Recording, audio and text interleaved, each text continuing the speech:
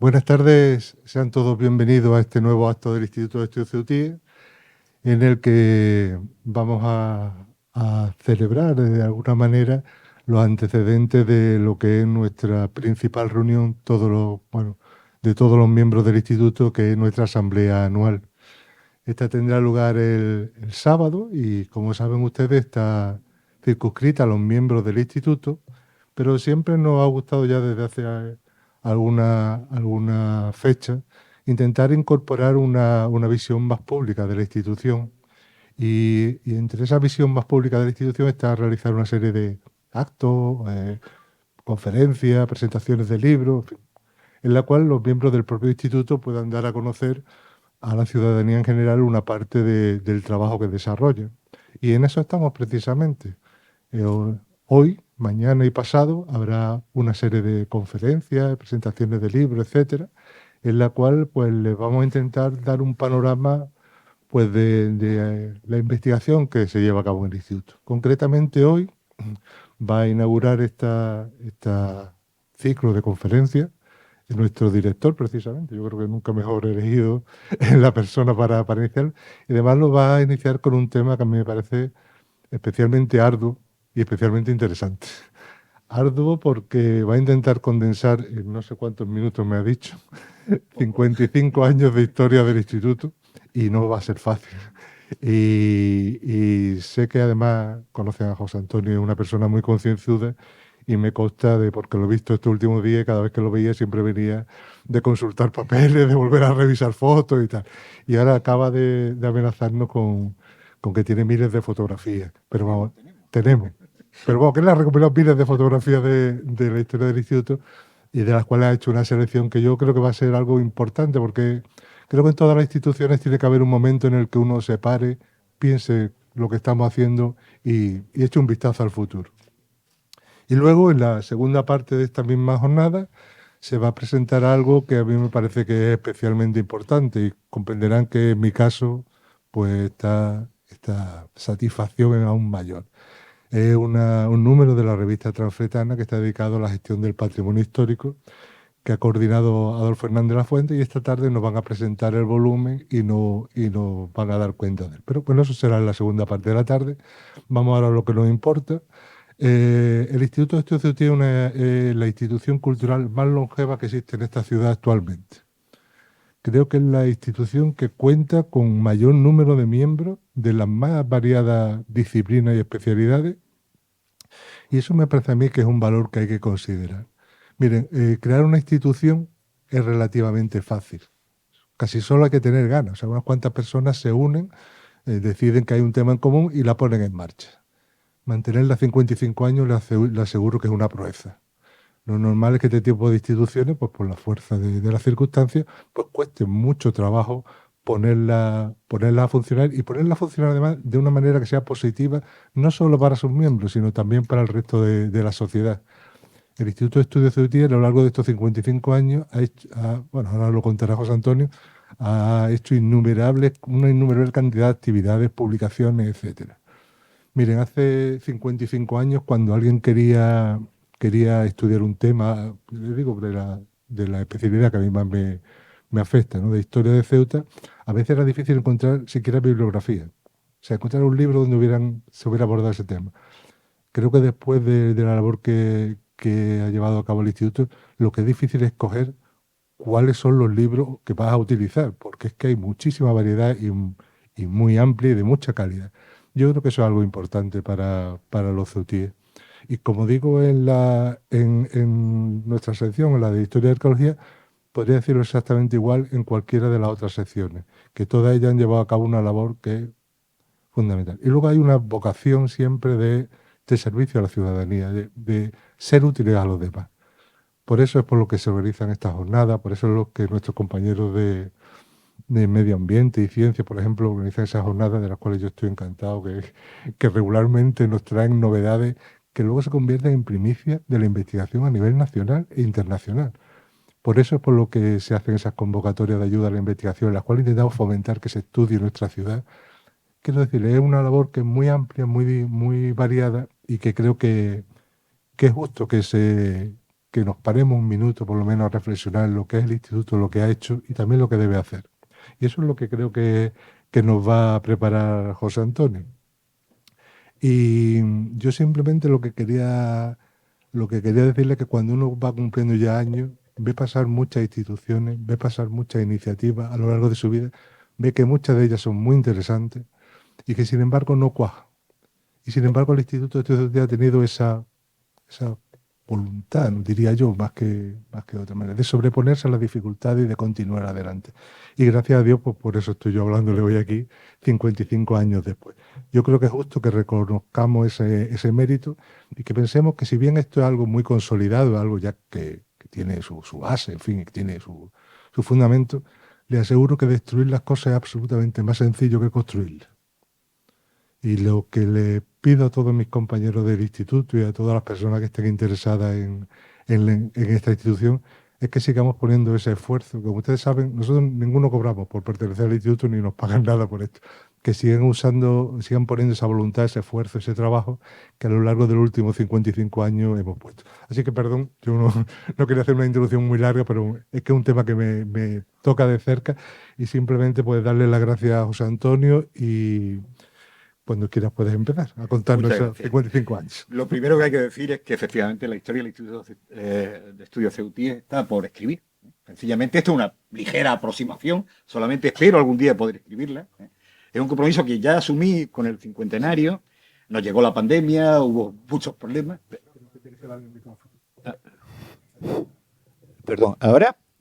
Bien, como decía, la historia del instituto está por escribir, ¿no? Y esto es solo una aproximación.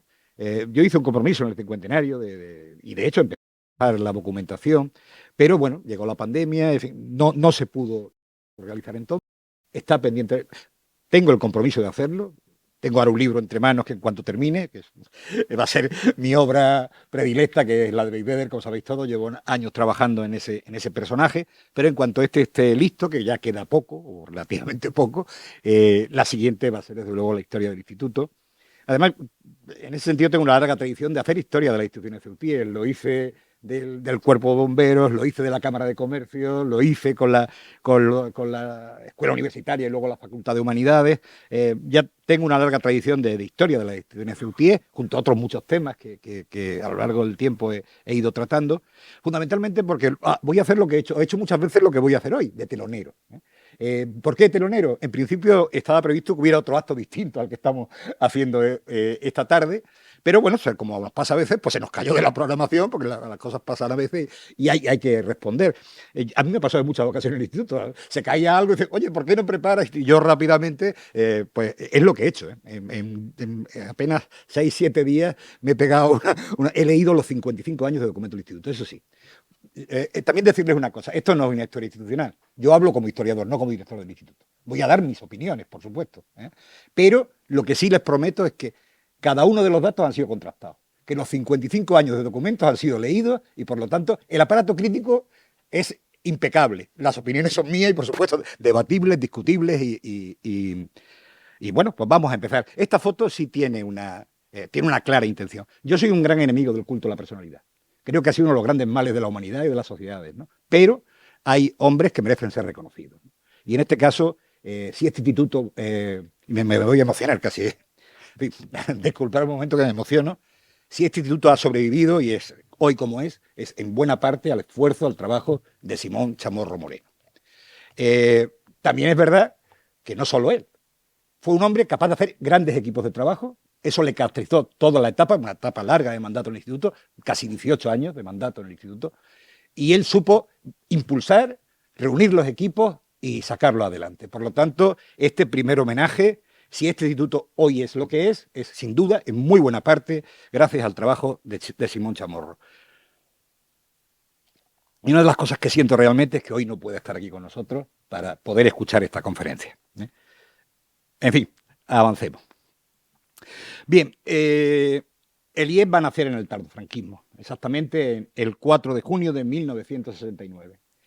Muchas veces hemos dicho que fue una propuesta de Sotelo. Esta vez he ido directamente a los documentos y los documentos dicen, en la comisión permanente, dicen que no, que fue Zurrón quien propuso la creación del instituto y encargó a Sotelo la redacción de unos primeros estatutos, que definitivamente se aprobaron el 15 de mayo de 1970 en un pleno, aunque el instituto empezó a funcionar ya en el 69. ¿Qué pretendía el ayuntamiento franquista con esta creación, ¿no? En mi opinión, básicamente estamos en un momento de la ciudad ha empezado un ciclo económico positivo. A partir de la ley de bases del 55, sabéis que se genera todo lo que hemos llamado economía del bazar. La ciudad empieza a tener recursos, ¿eh? Esa es la etapa del desarrollismo, y por primera vez la ciudad puede gastar dinero en cultura. Antes se las veía y se las deseaba, y a partir de ese momento en que hay un desarrollo económico importante, existe la posibilidad de crear esta institución. Pero también tiene que ver con dos cuestiones políticas, ¿no? Al fin y al cabo, toda creación de un órgano político tiene que ver con la política. Una, hay que tener en cuenta que el tardofranquismo ceutí es fundamentalmente un tardofranquismo falangista y de sindicato vertical. No hay tecnócratas en Ceuta, o muy pocos, los que vienen de fuera, los que vienen a hacer alguna dirección provincial, etcétera. La manera, en un momento además que el franquismo está cambiando de forma acelerada, en que los tecnócratas y los reformistas dentro del sistema se están, con Carrero, que va a ser presidente del gobierno en breve, se están situando, esa pátina de cultura, de desarrollo cultural, venía muy bien a los dirigentes del franquismo de aquel momento, básicamente José Surrón, Sotelo, otros, Antonio Bernal, y deciden crear este instituto. Y lo encardinan con un patronato que ya existía, un patronato que existía desde 1948, dentro del Consejo Superior de Investigación Científica, el patronato José María Cuadrado, en el que el instituto ingresa el 15 de junio de 1970. Los miembros del patronato José María Cuadrado son muy diversos. Hay un grupo de institutos muy antiguos que arrancan con la Ilustración, y con las sociedades económicas de amigos del país, con ese movimiento ilustrado de finales del siglo XVIII, y van a seguir en el siglo XIX con algunas academias, como la de Córdoba, como la de Cádiz, etcétera, que son bastante más antiguas. Hay un grupo pequeño, 9, 10 instituciones que van a integrar el José María Cuadrado, que ya tienen esa antigüedad y tienen una tradición que además se ha continuado durante la República, etcétera. Las demás, hasta 17 que inicialmente crean el patronato, son creaciones ex novo del franquismo. Y son unas creaciones muy claras, porque lo dice Ibáñez Martín, que es el ministro, que es el que crea el Consejo Superior de Investigación Científica y el que crea el patronato José María Cuadrado. El patronato José María Cuadrado tiene la misión de generar una ciencia católica, lo dice así textualmente. Es decir, nacionalcatolicismo puro y duro. Pensamiento conservador, pensamiento tradicional, ese es el magma inicial del patronato José María Cuadrado, y de estos primeros 17 institutos. A lo largo del tiempo llegarán a ser 57 institutos. Estos son los primeros, en 1948, que se integran en el patronato. En Ceuta, ¿cómo se crea el instituto? ¿Qué grupos de personas van a integrar ese primer instituto? Primero hay concejales. Claro, hay hasta 4 concejales, son miembros de esa corporación, Muñoz Morales, Teodosio, que lo era también, Sotelo, Bernal, que se integran como miembros del instituto en ese primer momento. Y hay también una clara tradición africanista, pero un africanismo franquista, colonialista, el caso de Tomás García Figuera, un magnífico intelectual, pero de orden conservador, evidentemente, o el de Enrique Arqués, ¿no?, que son 2 miembros africanistas que se integran en ese primer instituto. Hay algunos militares dentro, la ciudad es muy castrense en aquella época, lo recordaréis, no tengo que tampoco hacer mucho hincapié en esto. Y sobre todo hay un grupo, el más importante para mí, el que realmente va a dar impulso al instituto, que es un grupo que viene del entorno cultural del Instituto Nacional de Enseñanza Media, con unos valiosísimos profesores. Pensar en Carlos Posar, pensar en Antonio Aróstegui, en Manolo Gordillo, en Fradeja, en Víctor López Fenoy, Torres Gil, en fin, hay alguno más que se me olvida, seguramente. Ese es un grupo cultural que ya ha empezado a funcionar, que está en las publicaciones del INEM, magníficas publicaciones para aquellos años, con los pocos medios que había, y que fueron un referente en la Ceuta, y fueron un referente para todos los miembros que luego ingresamos al instituto. Son una generación cultural que fueron referentes. Ese es un grupo, como digo, de importancia, que va a integrar quizá el grupo más importante que integra el Instituto de Estudios Ceutíes. Eso sí es verdad, el instituto va a estar de esos años, del 69 al 79, bajo la férrea, digo hasta el 79, como sabéis, los ayuntamientos democráticos no se eligen hasta el 79, por lo tanto, el último ayuntamiento franquista fue un largo ayuntamiento en el que primero estuvo Zurrón y luego como alcalde el propio Sotelo, ¿no? Que va a ser el director del instituto durante los primeros 4 años, a la vez que concejal de cultura del ayuntamiento, ¿no? Bien. En los estatutos del 79 dicen con claridad qué es lo que pretende ser el instituto. Fomentar el estudio de Ceuta, lo dice así. Lo del entorno vendrá después, ahora lo contaremos. Se dice fomentar el estudio de Ceuta, organizar y promover actividades, promover publicaciones, tener relaciones con otras entidades culturales, convocar los premios Ceuta, editar una revista que debía llamarse Trasfetana anualmente, y la defensa del patrimonio arqueológico y histórico de la ciudad. Esos son los objetivos que se marca este primer instituto. Tiene 28 miembros fundadores. Está el listado, no os voy a cansar ahora con la lectura del listado, está completo. He dicho algunos de los que se integraron en ese primer instituto. ¿Y cuál es el modelo que se elige? El modelo que se elige es el modelo academia. Nos llamamos instituto, pero realmente responde al modelo académico. Se crea un núcleo, ese núcleo va cooptando al resto de los miembros, ¿no? Que es lo que se hace normalmente en las academias. Por lo tanto, ese es el modelo que se va a perpetuar y que va a llegar hasta nuestros días, prácticamente, con algunos retoques, pero que va a llegar prácticamente hasta nuestros días, ¿no? Se crean una serie de secciones, histórica, literaria, artística, económica, jurídica y turística son las primeras, aunque en realidad las secciones no van a tener vida, ¿eh? Se nombra un responsable de sección, pero prácticamente no hay trabajo de secciones como conocemos en el instituto actual, ¿no? Se crearon, pero eran como una creación un poco burocrática que realmente no funcionaron.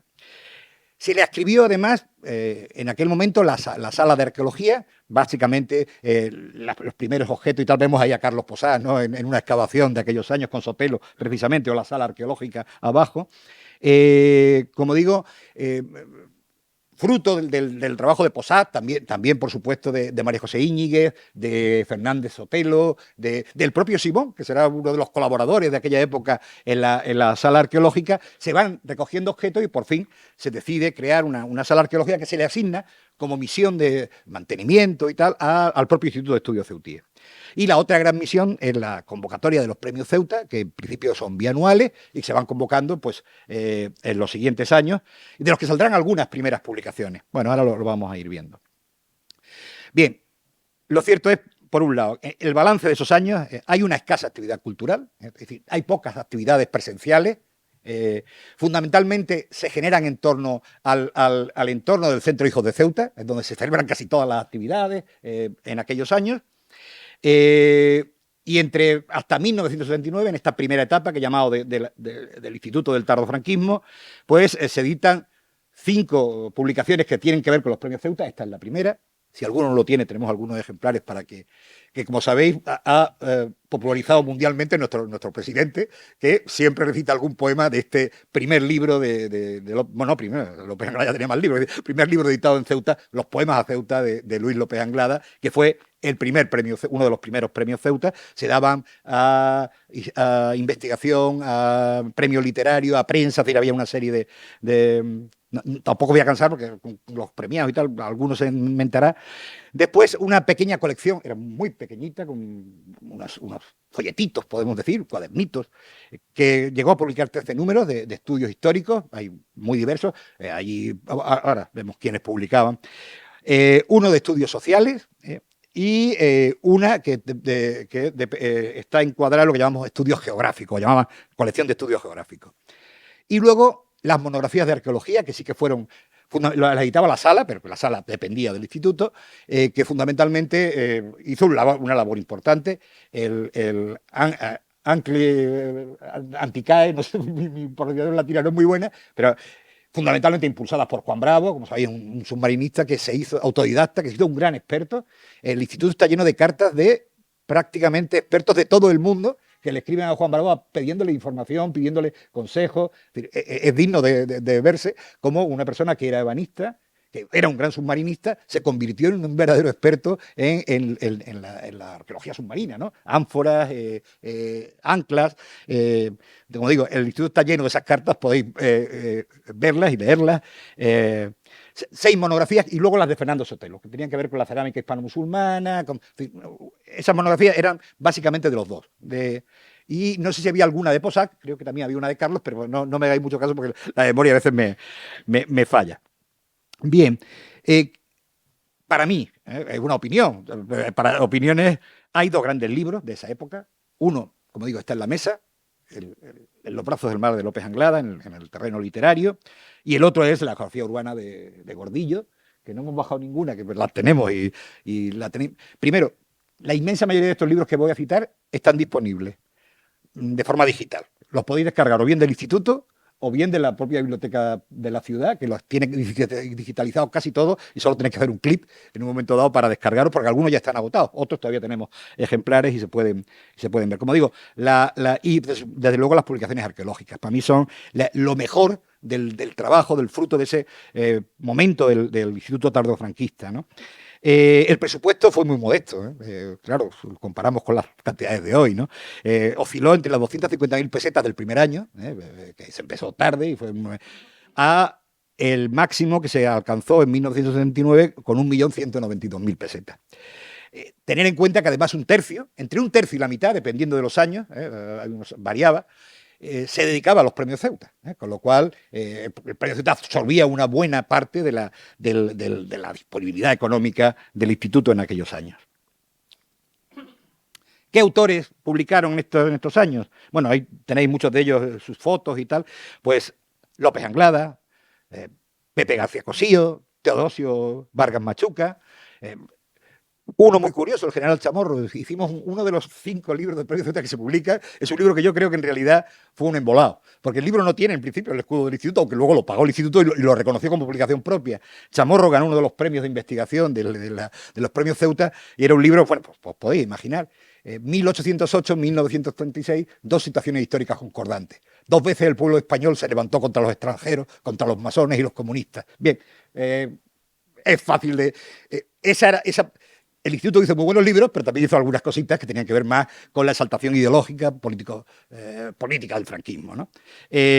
Por supuesto, digo, Gordillo, que a mí me parece uno de los grandes autores, no solo, durante años ha sido el gran autor, porque cuando un niño venía al bibliotecario decía Fernando, yo cuando tuve que preparar oposiciones, que tenía un gran temario de historia de Ceuta, me las deseé, porque prácticamente no teníamos nada, había que inventárselo prácticamente, ¿no? Tuve que trabajar muchísimo para poder preparar mi temario de oposiciones.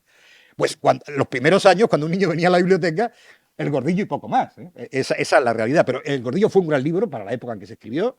El Gordillo venía de haber hecho, era la época, haber dirigido el libro que se hizo sobre Ceuta en los 25 años de paz, que se había conmemorado unos pocos años antes, pero de luego el libro de la geografía urbana de Gordillo me parece una magnífica obra que hay que resaltar, ¿no? También publicaron en aquella época Carmen Mosquera, las primeras armas de Carlos González, creo que fue la topografía, la que publica en los cuadernos, de Serrador Añino, luego algunas poetas como Antonia Ita, que vienen de los premios Ceuta, Eulalia de la Higuera, alguna publicación de Carmen Fernández Merino sobre la pesca, en fin, un homenaje a Pemán, muy de la época también.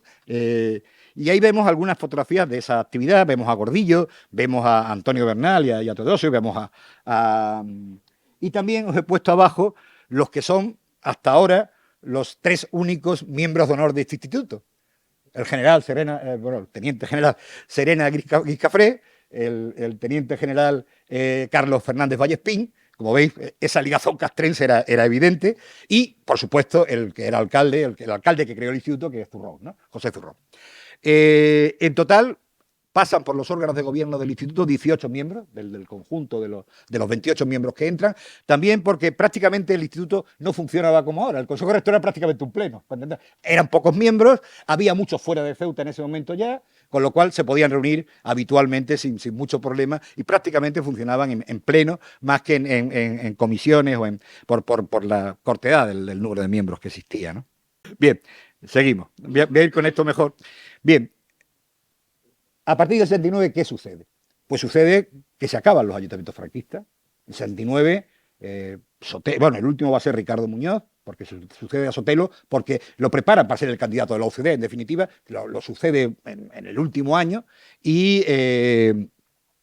inmediatamente hay elecciones y hay un resultado sorpresa. No va a ganar la UCD de Ceuta, va a ganar un grupo independiente, encabezado por Clemente Calvo Pecino, como recordáis, un grupo que además fue generó un ayuntamiento terriblemente inestable, la verdad que fue un verdadero lío, más que un ayuntamiento.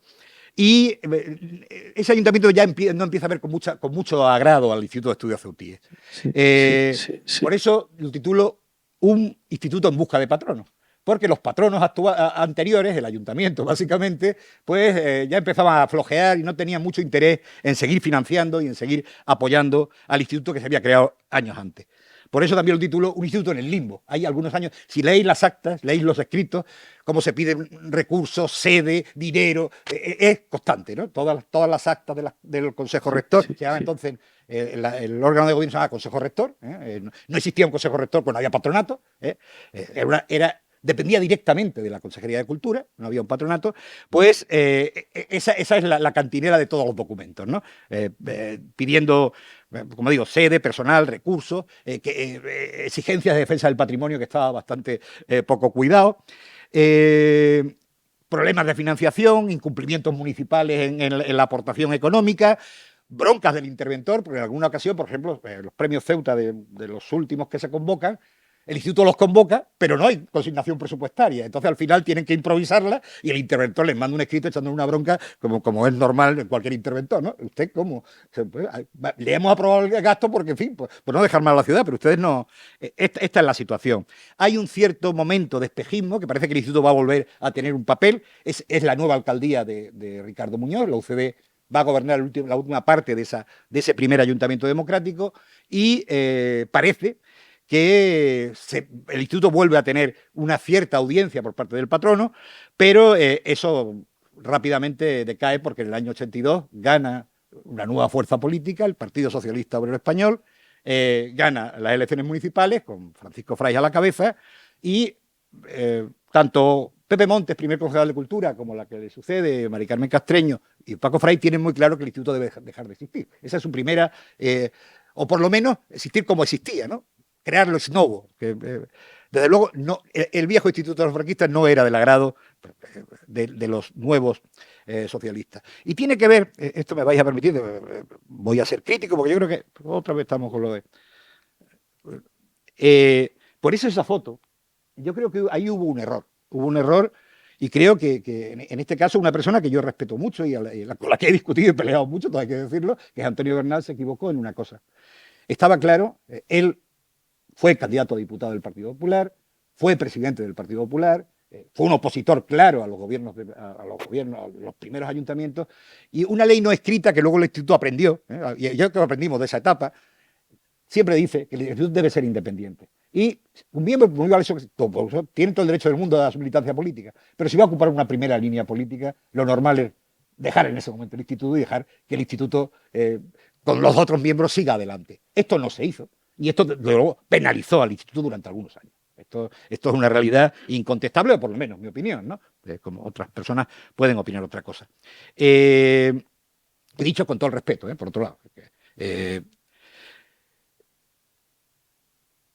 En ese interregno, pues se hizo lo que se pudo, con los recursos que había. Por primera vez, después de casi 11 años de funcionamiento del instituto, se consigue dictar Trafetana. Teóricamente tenía que ser anual, nunca lo hemos conseguido, esa es la verdad, pero de un tirón, durante el año, entre el 81 y el 84, se editan 4 números, se hacen los números de Trafetana, se edita la guía de la sala arqueológica que anda por ahí, que la hace Fernando Sotelo, que lo tenemos también en la fotografía.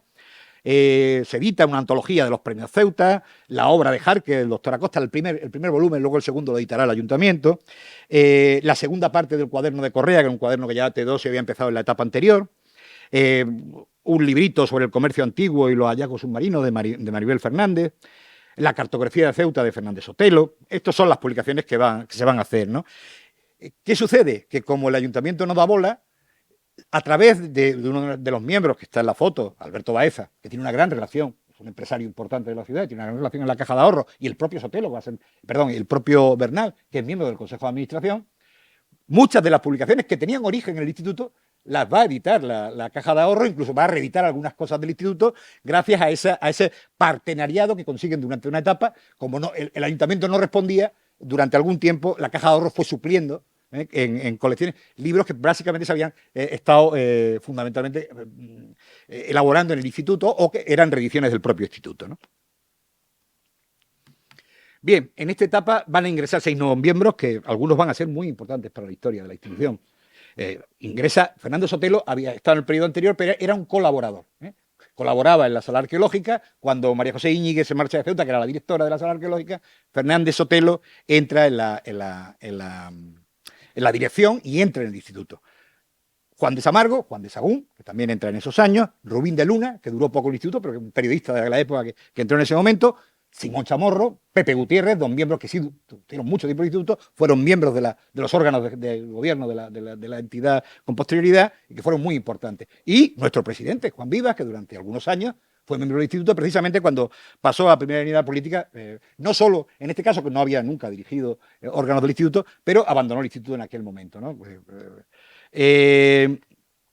También en ese momento hace crack el patronato José María Cuadrado, por los mismos motivos democráticos que pasó en muchos institutos a lo largo de la Jofía española, y el Instituto Ceutíssi va a estar en una nueva creación que se hace, que se llama Unión de Centros de Estudios Locales, que es una creación previa a lo que luego fue la FEFEL. La FEFEL ya sí se integra nuevamente en el Consejo Superior de Investigación Científica, pero hay un primera etapa de un año donde los centros se van asociando en esa. Precisamente el Instituto de Estudios va a estar, Bernal va a ser vocal de esa UCEL, va a ser de los primeros miembros que dirigen la FEFEL en aquellos años.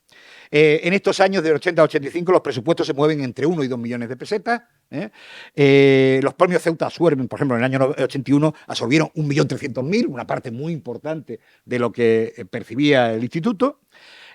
También entre 1982 y 83 se suceden varios intentos de dimisión, no llegan a completarse por este abandono, hay varios amagos de dimisión de varios miembros, entre ellos Pepe García Cosío, pero va a terminar siguiendo hasta la disolución de facto, que yo llamo, porque no hay ni un solo documento que disuelva el instituto, no existe. Sencillamente en el 84 el instituto, prácticamente desaparece. Desaparece. Queda en un limbo absoluto.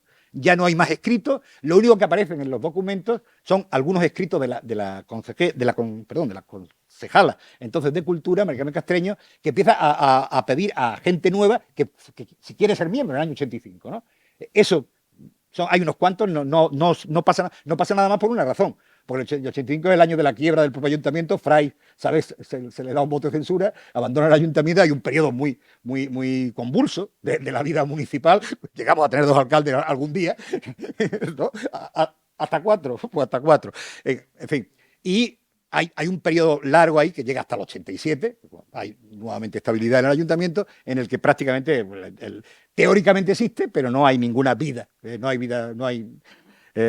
vitalidad en el instituto, ¿no? Desde ese momento Castreño empezó sus gestiones para crear el instituto. En principio no era partidaria era partidaria de crear algo nuevo, ex novo, y quizá, como decía antes, pues el papel que jugó un poco Antonio Bernal en ese sentido de que los socialistas no querían a una persona tan conservadora, además rival político directo, al frente de una institución municipal, ¿no? Esto fue así. Durante, como digo, María Carmen Castreño hace varias gestiones, está el parón de la crisis municipal y se abre una negociación a partir del año 87-88. La corporación cambia fundamentalmente en la etapa de gobierno de una coalición, que fue una coalición que se estableció entre el Partido Socialista, el Partido Socialista del Pueblo de Ceuta y el CDS. María Carmen Castreño fue la concejala de Cultura en esa. Y en el pacto que firmaron estaba la revitalización del Instituto de Estudios Ceutíes.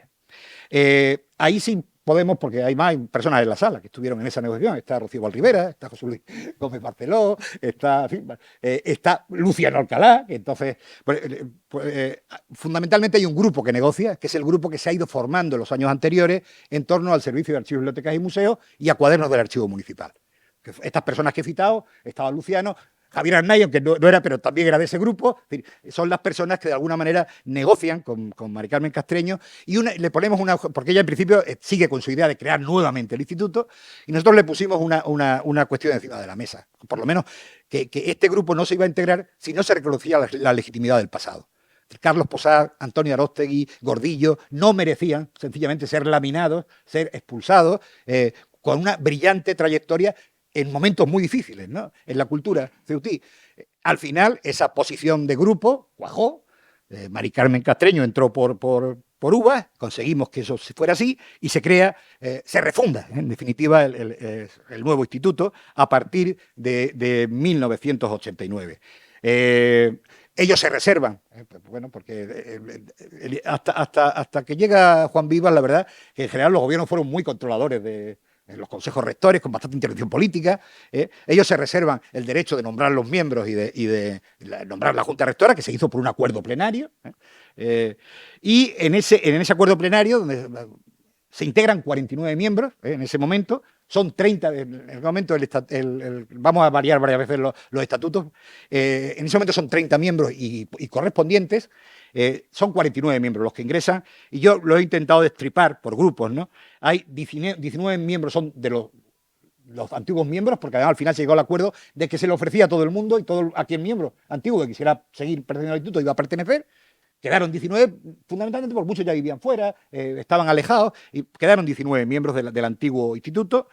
El grupo de cuadernos que he llamado, para llamarlo de alguna manera, que ya venía trabajando en publicaciones, las primeras publicaciones del Servicio de Publicaciones de la Ciudad, etcétera, en cuadernos del archivo, por eso aparece ahí el primer número, que lo ilustró don Luciano Alcalá, que lo veo por ahí.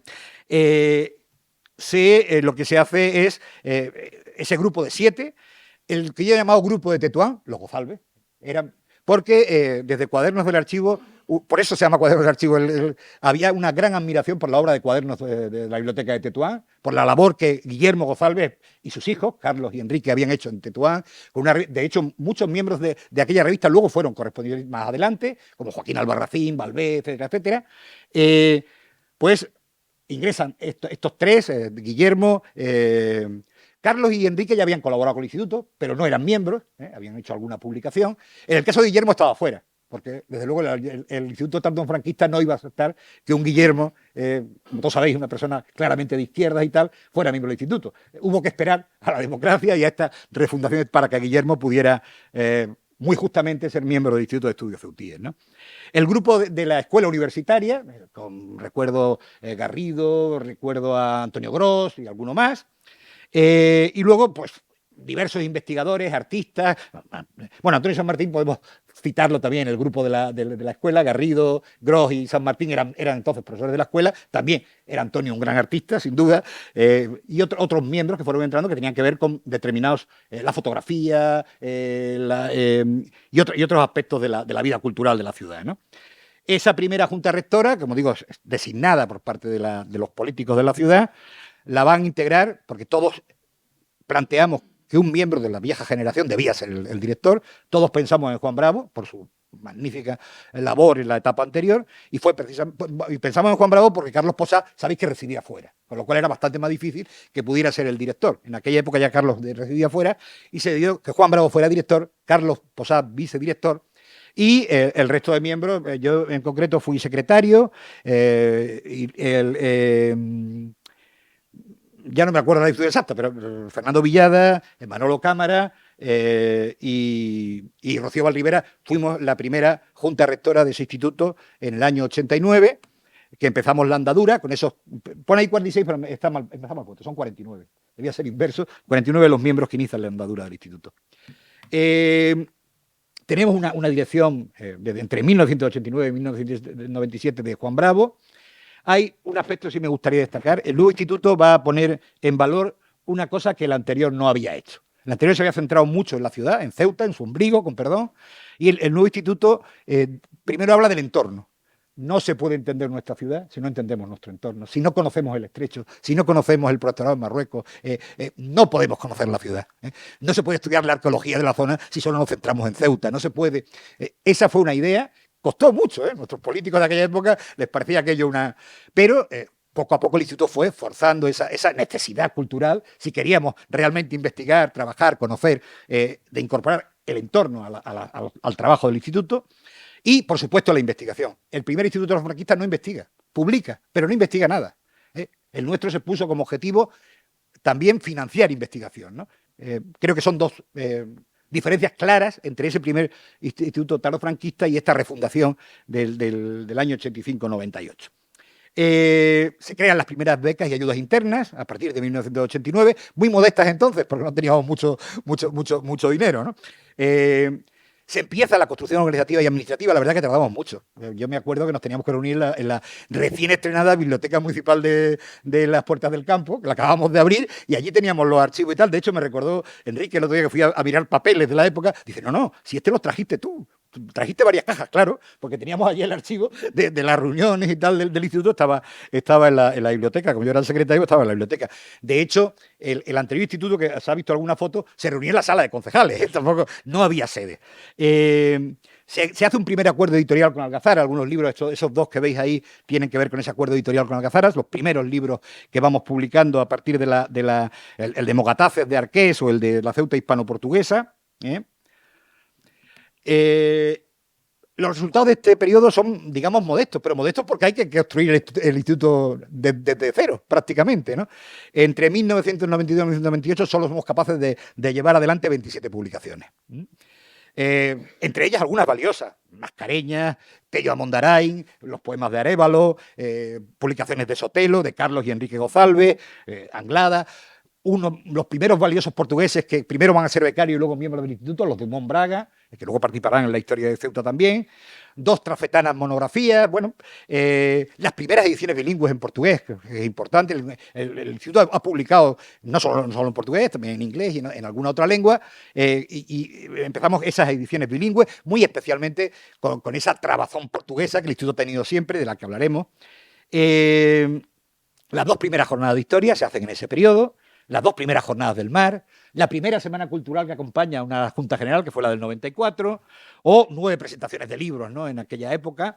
En total, he contado, puede que me equivoque, puede haber alguna más, alguna menos, habrá que recontar con más detalle, pero se generan unas 16 actividades con unas 32 sesiones. Sabéis que muchas de las actividades son jornadas y por lo tanto tienen más de una sesión, con unas 32 sesiones en total, ¿no? También tenemos que reformar los estatutos. Aquellos primeros estatutos eran... Y rápidamente se aprueba una reforma en el 90 para ampliar el número de miembros, desligar aspectos administrativos y académicos. En un primer momento están bastante mezclados. Es decir, el control político del instituto y la vida académica. Nosotros nos empeñamos siempre en que la vida académica fuera independiente y las diversas reformas del estatuto han incidido siempre en esa independencia, en esa desligarse del proceso administrativo, sin rendir cuenta, evidentemente, en el Consejo Rector de lo que gastamos, de las memorias de gestión, pero no que la actividad académica del instituto no la dirigieran los políticos, en definitiva. Y eso se fue consiguiendo, ¿no? Y para agilizar la gestión. De hecho, nos pasa siempre con la reforma de estatutos, no tenemos suerte. Esta reforma que se aprobó en el 90 y se aprobaron los miembros que podían ampliar el instituto en aquel momento hasta 50 en el año 90, no se confirmó por el Pleno hasta el 94 y los miembros que tenían que haber ingresado en el 90 ingresaron en el 94 por el retraso que se planteó por esta cuestión, ¿no? Por fin se nos da una pequeña sede en el 92, digo pequeña porque aunque veáis el edificio, no nos dieron el edificio, evidentemente, ni siquiera la segunda planta, nos dieron el Palomar. Tiene 2, si conocéis el edificio, tiene 2 pequeños despachos y allí, pues, plantamos primero el instituto y luego fuimos reconquistando buena parte del edificio, es verdad, con los años, pero allí empezamos por lo menos a tener una sede donde poder reunirnos, poder guardar la documentación, etcétera, ¿no? Se nos impuso de alguna manera este convenio con la Universidad de Granada en el año 95, que nos costó bastante dinero, se nos obligó a publicar las actas de los cursos de verano. Los cursos de verano se habían iniciado algunos años antes. Yo fui el primer coordinador, el primero que se hizo en el año 80, pero en esta segunda etapa hubo un segundo director. El primero fue Miguel Gómez Oliver, que luego sería miembro correspondiente del instituto, pero nombraron un nuevo director y se convirtió en una especie de continuación de las clases en verano, ¿no? Y a nosotros se nos obligó, por un convenio que se nos obligó por parte del ayuntamiento a firmar con la universidad, donde la universidad se comprometía a entregarnos su fondo editorial. ¿Habéis visto alguno de los libros? Yo todavía no. Jamás cumplieron. La universidad no nos entregó ni un solo libro, que era la parte del convenio que ellos tenían. Nosotros publicamos de forma sacramentada cada una de las actas y jamás la universidad nos correspondió devolviéndonos, en fin, lo que el convenio decía, ¿no? También nos reintegramos en la CECEL. Esto es una anécdota, pero la quiero contar porque fue la primera pelea que yo tuve con Carlos Posat. Bueno, la CECEL estaba en plena renovación, igual que el Instituto de Estudios CEUTIE, y nosotros, a través de jóvenes, la gente que estábamos en torno a Cuadernos, y Fernando, Rocío y yo, conocíamos a un grupo de gente, era Octavio Ruiz Manjón y Bamón de Magro, 2 historiadores que querían renovar la CECEL y nos pidieron el apoyo, ¿no?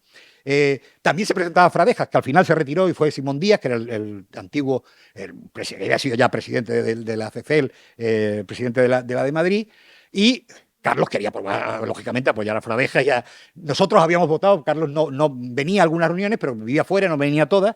Nosotros ya habíamos votado el apoyo y cuando nos encontramos en Palencia, pues, tuvimos una discusión bastante grande. Sabéis que Carlos era muy vehemente. Luego todo quedó en agua de borraja. Me acuerdo que luego volvimos con el que era entonces representante del Museo de Pontevedra, es un gran instituto de estudios locales gallego, que entonces era director de la residencia de estudiantes, y dormimos precisamente en la habitación de Lorca, donde nos invitó a dormir a la vuelta de aquella. Es la única CECEL que yo he viajado, ¿eh? Luego, la que se celebró en Ceuta, y la última que me comprometí a ir, al final delegamos el voto porque era en Oviedo, nos pillaba con muchísimo cojonado de historia encima, total, que no fuimos, ¿no? No cumplimos, ¿no? Mientras tanto, hemos seguido cumpliendo, fundamentalmente con Carlos Posá, con Juan Bravo, luego con Antonio Carmona, con Paco Herrera, es decir, que normalmente hemos cumplido habitualmente.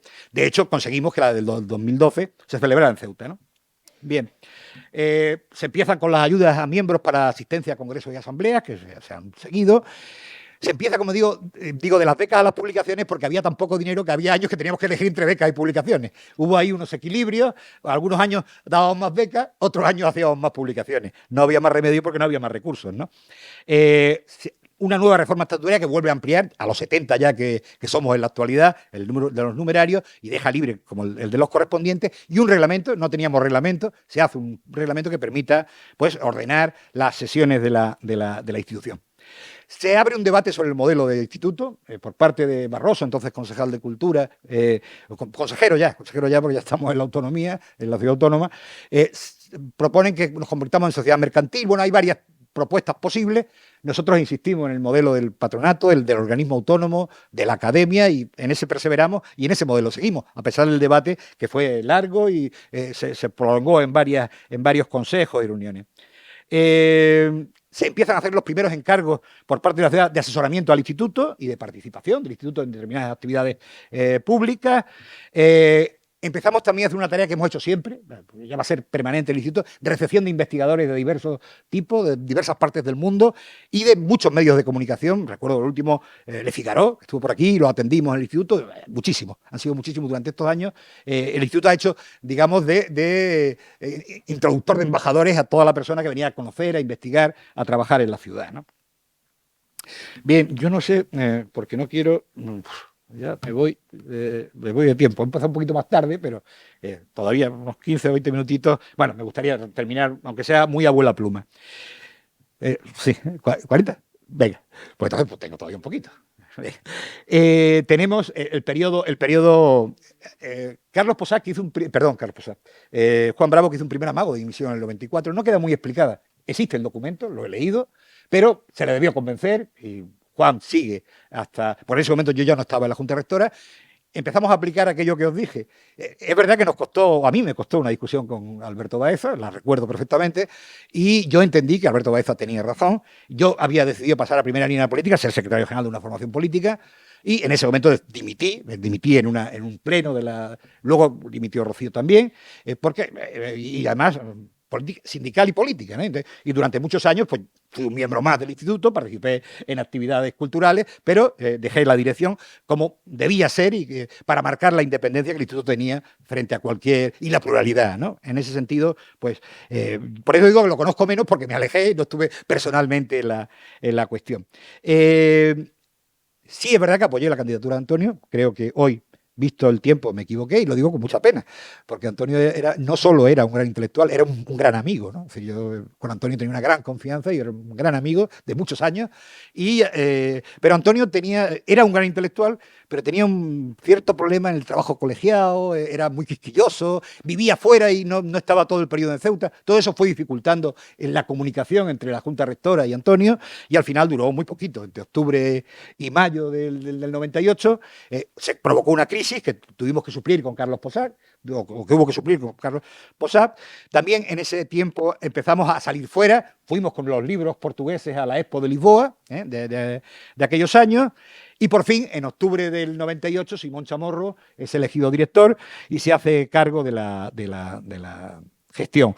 El presupuesto se mueve en esos años entre 1 millón y 4,5 millones de pesetas, estamos hablando, ¿eh? Todavía no estamos en los euros, estamos hablando de pesetas. Lo que vienen a ser durante esos años, el conjunto de los años, la ciudad invirtió unos 32 millones de pesetas en el instituto, ¿no?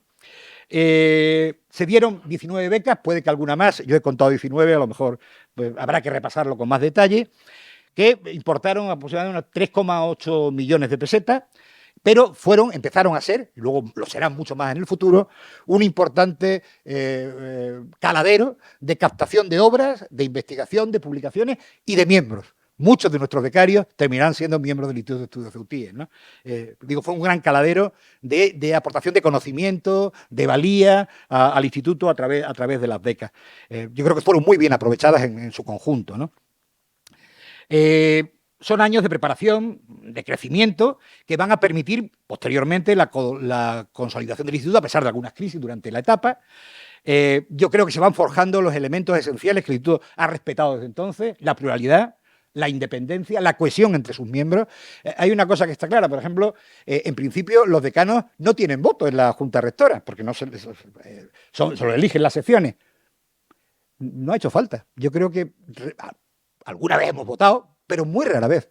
El 99%, diría yo, el 98% han sido por consenso, lo cual habla de esa cohesión, ¿no? De esa capacidad de diálogo, de tolerancia, de escucharnos, muchas veces partiendo de posiciones muy encontradas, pero hemos sido capaces de mantener esa cohesión, esa tolerancia en el trabajo del instituto y el trabajo en equipo, ¿no? Yo creo que son señas que empiezan a marcarse en esa época y se van a consolidar en lo que he llamado un periodo de consolidación. Equipos colegiados, cohesión interna, consolidación organizativa y administrativa, una apuesta firme por la investigación, la multiplicación de las publicaciones y las actividades, una importante dedicación de sus miembros. Esto no se puede conseguir sino con esa importante dedicación. En definitiva, el instituto encuentra su guión. Encuentra un guión real, estable y que le permite crecer y desarrollarse, ¿no? El total de publicaciones, pues, algunos números que siempre nos sirven orientativos: 168 publicaciones, que son muchas publicaciones. Actividades 159 con 480 sesiones. Porque, como digo, nuestras actividades muchas son complejas, con varias sesiones, con las jornadas de historia, las jornadas de medio natural, etc. 110 becas, con un importe de 64,7 millones de pesetas, que ya empieza el euro, pero he seguido en pesetas para que, en fin, nos entendamos. Alguna vez manejo el euro también, pero he seguido en pesetas para más o menos ver la dimensión, ¿no? Personal, que fue fundamental, porque encima que teníamos que llevar toda la dirección, también tener que hacer los papeles era bastante complicado, ¿no? Fue una gran ayuda. Empezamos con uno, luego el maquillador fue fundamental, pudimos multiplicarlas gracias a Pilar, a Silvia, a Enrique, que están por aquí también, que han sido fundamentales en el proceso de trabajo del instituto, ¿no? La página web, la modernización de todo el tema administrativo. ¿Qué hizo el instituto en esos años? 8 congresos internacionales, 16 jornadas de historia, 11 de medio natural, 6 de arquitectura y urbanismo, 2 literarias, 2 semanas del libro, 1 jornada del mar, 4 jornadas de diverso tipo, 7 ciclos de mesas redondas, 29 viajes y excursiones, 16 colaboraciones con otras instituciones, una asamblea de la CECEL, que se celebró en esta sala precisamente, 13 exposiciones, un concierto, 3 homenajes a los diversos miembros, recuerdo al de Gordillo, recuerdo al de Carlos Posag, etcétera, y otras 10 actividades diversas. Se trabajó en todos los temas y en toda disciplina. El instituto pasó de la arqueología y de la historia, que fue su seña de identidad inicial, a prácticamente trabajar de forma integral en todo el conocimiento de la ciudad y de su entorno, ¿no? Creo que hubo un salto presupuestario, evidentemente, si no se hubiera... También es verdad que el salto presupuestario tuvo que ver con el trabajo del instituto. Creo que el buen trabajo hecho hizo que las corporaciones fueran incrementando el presupuesto de la institución. De los 10,4 millones iniciales del primer año, al año que más, que fue de 49,1 millones de pesetas, en total, durante todo el periodo, 596 millones con 700.000 pesetas, en este caso, que ahora sí lo he puesto en euros, 3,6 millones de euros. Se estrecharon las relaciones con Portugal y Norte de África. Nuestros correspondientes hablan bien a las claras. Tenemos un grupo muy importante de intelectuales portugueses, de pintores marroquíes, de algún intelectual, poetas, etcétera, marroquíes. Se estrechó la relación con lo que hemos llamado el entorno, el estrecho. Ingresaron varios miembros del Instituto de Estudios Campos Gibraltareños, que son miembros actuales del instituto, a través de esa relación. El norte de África, Portugal, Ceuta, fueron nuestros referentes de trabajo en esos años, ¿no? En definitiva, yo creo que el instituto, en algunas ocasiones, muchas veces se alimenta del trabajo individual de sus miembros que el instituto apoya, pero en algunos momentos logró ser lo que podemos llamar un intelectual colectivo, ¿no? Y lo fue en momentos que se nos pidió desde la ciudad. Informes sobre patrimonio, informes, trabajos sobre patrimonio, fracaso escolar, quiero recordar, el árabe ceutí, la interculturalidad, el pasado portugués. Creo que en eso hemos obrado normalmente casi como un intelectual colectivo, como institución, ¿no? Hubo programación y coordinación. Voy a olvidarme de algunos de los problemas que nos tuvo atareados. Aquellas becas, tuvimos un problema con uno de los becarios que nos duró años, que ha sido un enorme esfuerzo que nos ha desangrado, pero no voy a hacer referencia, pues ya lo hemos sufrido, que tuvimos que estar en las distintas órganos de gobierno del instituto. La ciudad nos reconoció en 2004 con el Premio de las Artes y la Cultura, luego a varios de nuestros miembros individuales pasaron por ese premio. También nos reconoció con la medalla de la ciudad al instituto en 2012, que es la foto que aparecía al principio con Simón recogiéndola. Logramos traer a Ceuta a la Asamblea de la CECEL. Hicimos la que yo creo que ha sido una de las obras importantes del instituto. Precisamente en esa celebración del Premio de las Artes y la Cultura 2004, Juan Viva nos pidió que hiciéramos una historia de la ciudad, que era necesario, bien, nos pusimos a ello. Primero aprendimos lo que no había que hacer. Estuvimos mucho tiempo viendo lo que no había que hacer, ¿te acuerdas? No voy a decir de quién tomamos el ejemplo de lo que no había que hacer, pero lo hicimos y durante 5 años se trabajó de forma muy coordinada, con mucha exigencia. Rocío Valrivera, Fernando Villada coordinaron el trabajo.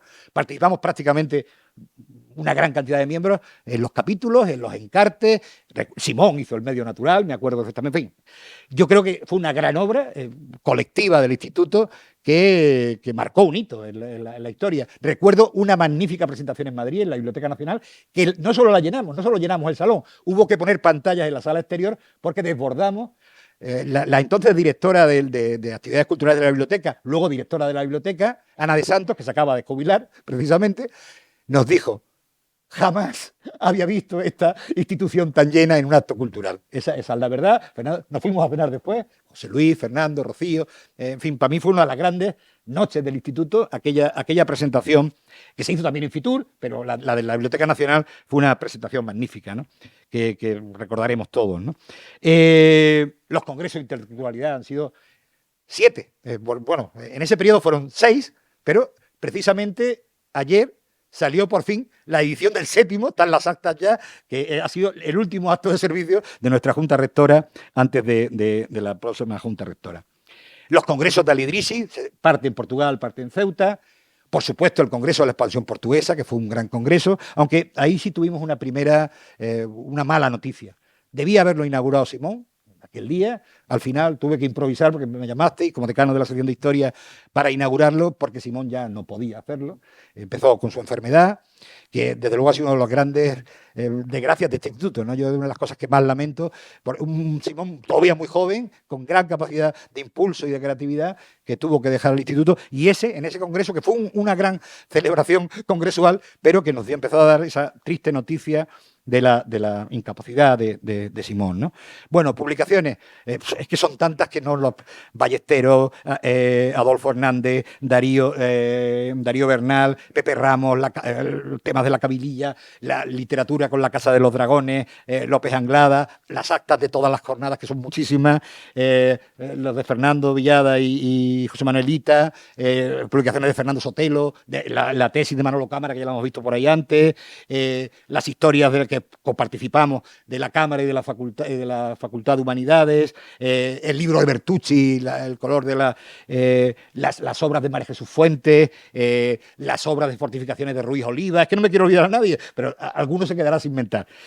Las obras de Paco Herrera, que fueron muchas en temas pedagógicos, etcétera, la tesis de Carlos Rontomé, el magnífico libro de Cepero sobre los niños de la calle, el libro de Sodu sobre la inmigración, el de Castán sobre los problemas de frontera, los de Andreo sobre los problemas de las trabajadoras transfronterizas, en definitiva, muchos más. Solo hay que asomarse, gracias a Dios, la página del instituto las tiene todos detallados, puedes pinchar, muchos de los libros podéis descargarlos, que es los avances que estamos haciendo en materia de temas digitales, ¿no? ¿Qué viene después? Que quiero terminando ya. Viene la continuidad. Le llamo continuidad porque yo Rocío, creo que también, y yo, cuando asumimos las tareas de dirección después de Simón, lo primero que dijimos es que nosotros éramos una candidatura continuista, que íbamos a continuar el instituto de Simón Chamorro. Chamorro iba a hacerlo extensivo a todo el equipo, no me lo digo por lo del culto a la personalidad, es un trabajo de equipo, como he dicho antes. Y eso es lo que hemos hecho. Por supuesto, hemos hecho alguna innovación, pero básicamente hemos continuado esa obra de consolidación que se hizo entre el 98 y el 2015, y eso es lo que hemos pretendido hacer y creo que más o menos lo hemos conseguido. He resumido un poco en cifras rápidas, 105 publicaciones en ese periodo, entre el mandato de Rocío y el mío, 128 actividades con 300 sesiones, 65 becas de investigación con 37,6 millones de pesetas invertidos, 225.000 euros, presupuestos que se han movido entre los 228.000 y los 258.000 euros, es decir, 37 y 43 millones de pesetas, con un total de 5,8 millones de euros en total de este periodo invertido, es decir, 961 millones de pesetas antiguas. Y actividades, pues lo mismo, hemos seguido con la misma dinámica. 8 jornadas de historia, 4 de medio natural, 2 de arquitectura, 5 literarias, 6 diversas, un congreso internacional, 3 conciertos. La música es una innovación. Bueno, la empezó Fernando Villada con el famoso concierto de Paniagua, el mejor músico medieval que tenemos en este país, que podemos tenerlo aquí en una jornada del instituto. Estuvo 2 veces, pues luego lo trajo a la biblioteca también, o el concierto, magnífico concierto, que cantamos a nuestros poetas, a López Anglada, a Alonso Alcalde, que fue, como recordáis, en el Parque Marítimo del Mediterráneo, que fue un magnífico concierto, que se va a convertir en disco en breve, se está editando el disco, hay un vídeo incluso de aquel concierto, que fue para la celebración del cincuentenario, que se nos cortó por la pandemia. En mitad de la celebración, la pandemia. Bueno, a pesar de eso, el instituto siguió funcionando en pandemia. Hicimos muchísimas actividades a través de internet, hicimos muchas presenciales. No he puesto esas fotos porque no quiero recordar aquellas actividades todos con la boca tapada. En fin, la celebración del cincuentenario, en fin.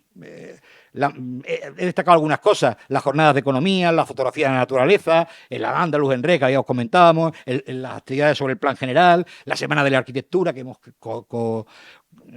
coeditamos o cohicimos con el colegio, el simposio de la masonería, el simposio internacional de la masonería celebrado este último año, la famosa conferencia de los mosquitos que desbordó esta biblioteca, que no cabía la gente de la sección de ciencias, el mapa de las escritoras, que fue, yo creo, una aportación importante del instituto, junto en colaboración con otras instituciones estatales, conseguimos poner el mapa de las escritoras ceutíes en internet, el investigar Ceuta, que nos ha traído muchísimas conferencias de todo tipo, de históricas, de ciencias, etcétera,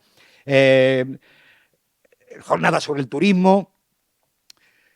Importante, eso que que sí que es verdad que nos planteamos en las candidaturas de Rocío y mía, el incremento de mujeres en el instituto. Ha habido un importante incremento, a pesar de ello sigue siendo insuficiente. También tenemos una limitación. Como somos, en principio, si no renunciamos a nuestro membresía, somos vitalicios, pues lógicamente para renovar, cuando hay clausus, cuesta más. En las correspondientes hemos podido ser más rápidos, en los numerarios vamos poco a poco, pero se ha dado un salto importante en los últimos años y sobre todo los órganos de dirección. Tradicional que hubiera una o ninguna. Ahora, en la próxima Junta Rectora vamos a tener 3 de los 7 miembros de la Junta Rectora y más de la mitad de los decanos, cosa que creo que es una base importante en la incorporación de la mujer a las actividades del instituto, ¿no? Y publicaciones, Ceuta Circa, las actas de todas las reuniones, El comercio de esclavos, un libro magnífico, el de la rebelión en el RIF, publicaciones sobre la salud, el de la etapa de Rocío, la de ingenieros militares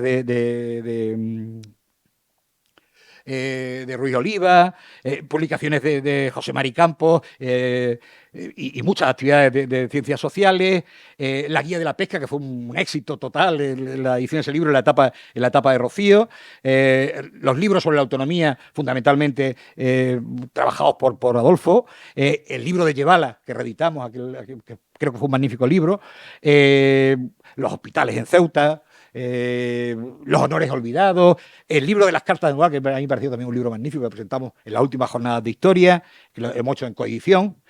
Hemos últimamente coeditado mucho con otras instituciones, que siempre ayuda a tener más disponibilidades para las obras poéticas de Inés Guzmán, una poeta que hemos recuperado para la ciudad, los trabajos de Andreu en materia social, y sí quisiera destacar Trafetana. Esto fue un compromiso de la última Junta Rectora, sacar al menos 2 números de Trafetana.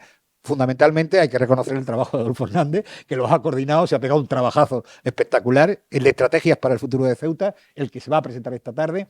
Con eso cumplimos ese compromiso que hicimos, que Trafetana volviera a estar sobre la mesa, en este caso sobre temas monográficos, pero Trafetana ha vuelto a la vida del instituto. Como digo, en eso hay que agradecer el trabajo a Adolfo. Y yo quisiera agradecer, no solo ya por los años, a Manolo Cámara, a Luciano Alcalá, que llevan 38 años en el órgano de dirección de esta casa, que han trabajado como negros, como tesoreros y como secretarios.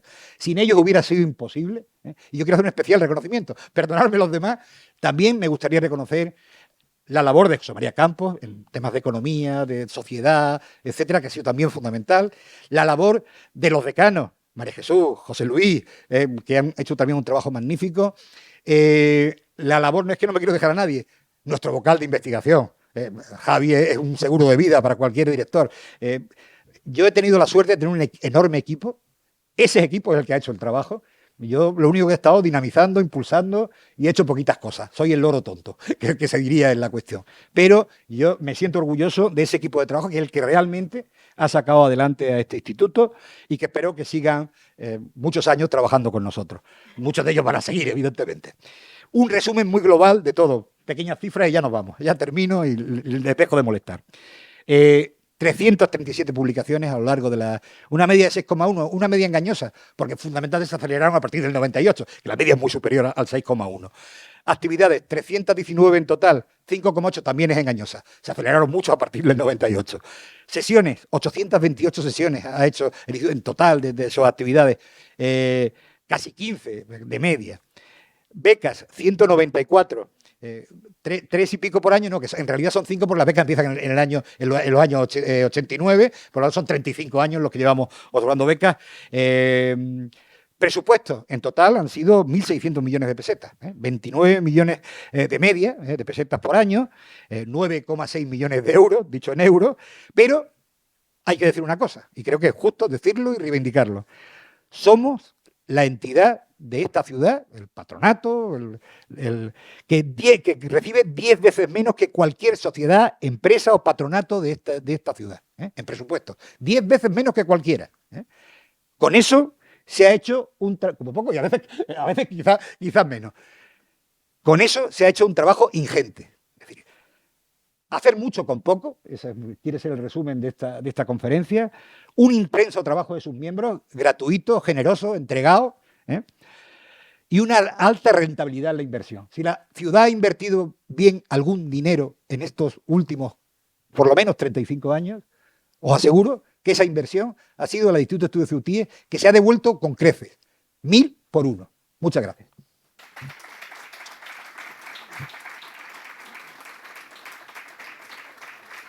Si hay alguna pregunta, si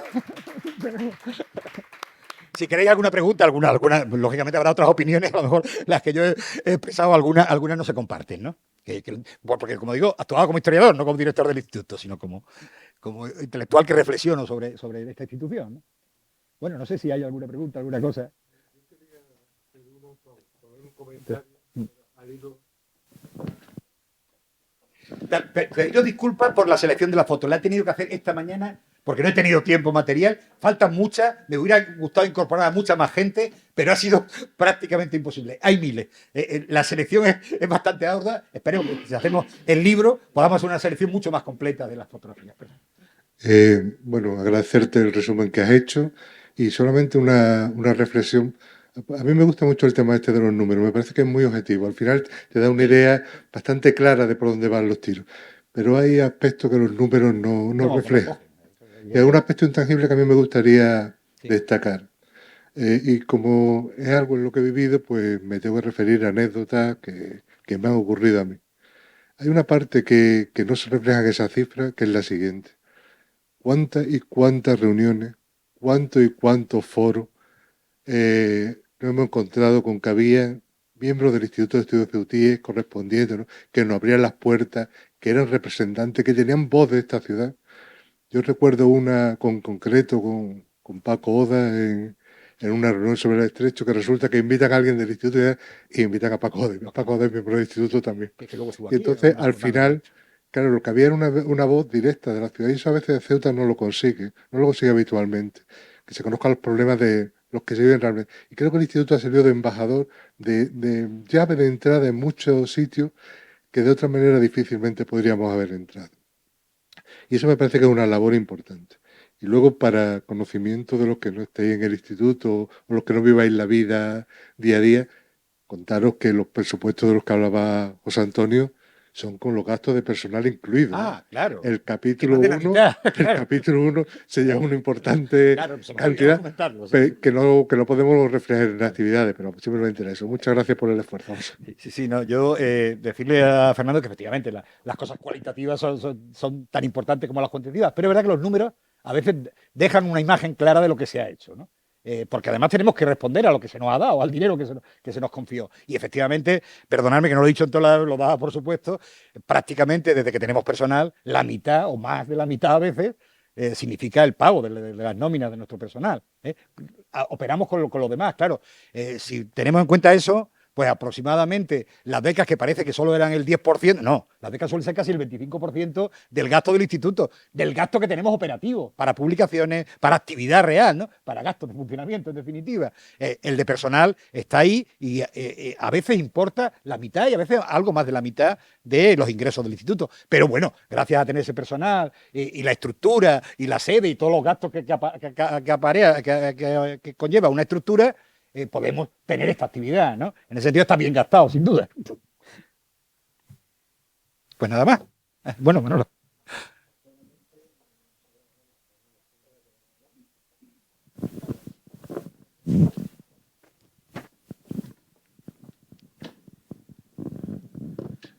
José, voy a ser muy breve. Solamente, en primer lugar, agradecerte las palabras que has tenido hacia mí, hacia mi persona, y sobre todo el paseo nostálgico que nos ha hecho hoy, esta tarde, por lo menos los que hemos estado y que hemos visto y hemos vivido toda esta situación, esta segunda etapa del Instituto de Estudios Ceutíes.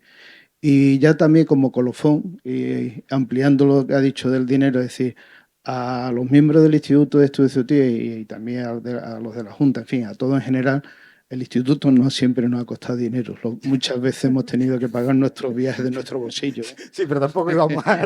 y no hemos tenido nunca ninguna nómina. No. Y la investigación también, otro bolsillo muchas veces también. Perdóname, Manolo, es que ahora me acabo de dar cuenta, coño, que no estoy nombrado, Álvaro. Pero Álvaro ha sido otro de los muchos, son 20 años en los órganos de gobierno del instituto. Es que sois tantos y tanta gente ha aportado, y hay gente que se me ha olvidado, seguramente. Estarán en el libro, están en los papeles, pero claro, con este aturrullamiento que llevo, pues otras cosas, para dejarle tiempo a la presentación de Transfetana y tal, se me olvidan cosas y seguramente habrá alguien que injustamente no he nombrado. Pero daros por nombrado, daros por reconocido, porque lo que he dicho es una realidad, ha sido una labor colectiva de mucha gente. Y hay 48 personas que han pasado por los órganos de gobierno de la institución durante bastante tiempo, con mucha entrega y con mucho trabajo. A todos, puede que me haya olvidado de nombrar alguno, disculpadme, pero eso que no me gustaría, ¿no? Porque claro, no puedo estar aquí toda la noche. Como digo, tengo los listados completos de todo, ¿eh? Lo que pasa es que si os pongo a leer no tiene sentido. Bien, vale. José Manuel Rivera, es verdad que estuvo, pero que se me olvida. Paco Sánchez Montoya, sí, pero los tengo aquí todos, pero no voy a poner el listado. Claro. ¿Y cuántos años tuvo cada uno? Lo tengo perfectamente. Pero claro, todo tiempo. Como pasa con las fotos, hay muchas fotos que me ha dolido no poder poner. ¿Sí? Bueno, el libro tenemos que hacer todo el mundo de fotos. Sí, por mi parte nada, darte la enhorabuena porque bueno, la charla ha sido preciosa, la verdad. Nos ha aclarado muchas cosas que miembros que ya llevamos años en el instituto teníamos un poco en el limbo y yo creo que, bueno, nos ha quedado muy claro, por lo menos el enmarque general que nos has hecho, y además con mucho detalle, dando además encomiable la labor de captación de información que has hecho en tan poco tiempo, ¿no? Yo te quería preguntar dos cosillas, en plan detalle. Una de ellas es, comentaste en la entrada, el acceso de nuevos miembros al instituto, allá por el año 80-81, pues Simón, Sahagún, Pepe Gutiérrez, etcétera, Sotelo y demás. ¿Sabrías, bueno, Sí. entiendo que, bueno, A lo además mejor eso está, ¿cómo fue el mecanismo de entrada, de forma breve, de estos miembros, un poco confrontándolo con el actual, puesto que evidentemente eran personas con Bueno, una capacidad intelectual importante y con un conocimiento fue prácticamente el adecuado de mismo, la José Luis, ciudad, ¿no? porque una vez que el primer número de miembros lo nombró el ayuntamiento, ¿no? En el 69. Pero una vez que se echó a funcionar, era el propio consejo rector del instituto, entonces se llamaba consejo rector, la junta rectora, para entendernos, el que elegía a los miembros. Se presentaban currículum, como hacemos, claro, hasta el número, como tenían un número limitado, creo que entonces eran 30. Entonces, solo podían elegir hasta ese número. Hubo algunas personas que se presentaron y no fueron elegidas. Yo he visto todos los cursos, porque está en la documentación, es cuestión de tenerse con ellos. Por ejemplo, el de Simón lo he visto perfectamente. Simón fue presentado básicamente por Emilio Fernández Sotelo, creo que Carlos Posac también, o si no fue Carlos, María José Íñiger, entonces la directora de la sala de arqueología, porque él empezó a colaborar mucho con la sala de arqueología. También Torres Gil, que eras compañero en el departamento de ciencias, que tú conociste, o Víctor López Fenoy. Fueron los introductores, por ejemplo, de Simón, ¿no? De todos te puedo decir quién exactamente de cada uno, pero sí recuerdo, porque la de Simón la leí con especial cariño, ¿no? La solicitud de ingreso en el instituto, que lo hizo en el año 80, él ingresa en el 83. Tardó casi 3 años por el tema del número y tal, pero al final ingresó en el 83. Pero se hacía prácticamente, lo que pasa, claro, había menos miembros y menos formalidad. Se hacía en una reunión ordinaria de la Junta Rectora, nos conocemos nosotros en pleno local y tal, se hacía con menos formalidad, pero el sistema era el mismo, cooptación por parte de la institución, ¿no? Que es el estilo academia en definitiva, ¿no? Sí, y la otra cuestión, bueno, quizás es un poco más capciosa, pero bueno, simplemente a ver si puedes dar algún toque o algo al respecto. Tras la refundación en el año 85, yo, vamos, desde mi punto de vista, y ya son 25 años en la institución y bueno, y formando parte también, por lo menos integrando, si no sí con voz, no sin voto, pero bueno, como decano, ¿no? Son ya más de 20 años. Conozco un poquito, ¿no? Cómo funciona ya la institución desde dentro. Sí, bueno, pero yo, para mí, la clave fundamental del éxito, entre comillas, si lo podemos llamar así, de la institución, es la independencia política, ¿no? Está clarísimo que no haya una direccionalidad. Pero te quería preguntar, en esta etapa de ya casi 40 años, ¿no? Del 85 hasta el 24, ya casi 40 años ya, ¿ha habido algún momento en que se haya intentado imponer una direccionalidad política a la institución o momentos puntuales en la cual, además, yo me consta, y por lo menos en la etapa de Simón, que es la que yo he vivido desde un primer momento, no se ha dejado en ningún momento? Creo que eso sí podría ser interesante. Sí, bueno, evidentemente el momento de refundación. Es decir, o se refunda o no se refunda. Quien tiene la sartén por el mango son los órganos políticos de la ciudad, y ahí hay que negociar y hay una intervención política clara. De hecho, nos nombra un pleno. A todos los miembros de la refundación y a la Junta Rectora nos nombra un pleno, ¿no? Es evidente que hay una mediación política evidente. Y la etapa de gobierno de Fray, porque él no delegó en su concejal de Cultura, él intervenía en el Consejo Rector y daba órdenes al instituto, lo he leído en las actas, ¿no? Parece que fue una mediación política bastante importante en la etapa del gobierno de Fray. Una vez que el gobierno de Fray, ni siquiera, en la etapa de Gil yo no he visto esa no la he visto. Olga Galiano era la. No, por lo menos desprende de las actas que hubiera una intervención. Parecía que se respetó bastante la independencia, y desde luego el periodo de Juan Vivas, la verdad sea dicha, hay que reconocerla. Juan Vivas ha sido un caballero en eso, nos ha dejado funcionar con plena independencia. Y en ese sentido no ha habido ninguna mediación, tú lo sabes perfectamente, porque ese periodo lo has vivido tú, y que también hay que reconocerlo, ¿no? La corporación, y la larga etapa en el patronato de presidenta de Mabel Deu, que han sido, y los sucesores, sin merecer a ninguno, han sido de absoluto respeto a la independencia del instituto, Hombre, pues podía tener como siempre, que queríamos más dinero, que teníamos una opinión tal o que no nos gustaba tal cosa. Pero yo creo que el respeto ha sido muy importante y las cosas hay que decirlas como son. Pues en ese sentido, creo que hemos tenido suerte, ¿eh? Y que la mediación política terminó en el año 98 y yo creo que no ha vuelto a haber, una mediación sobre el orden académico del instituto. Por supuesto que sobre los presupuestos y sobre la memoria de gestión el patronato tiene la plena responsabilidad, lógicamente, como patrón que son de nuestra institución, pero en lo que es la gestión académica, intelectual del instituto, sabes perfectamente. Además, es que Simón no se hubiera dejado, ni Rocío, ni probablemente yo. Vale. Pues muchas gracias y enhorabuena.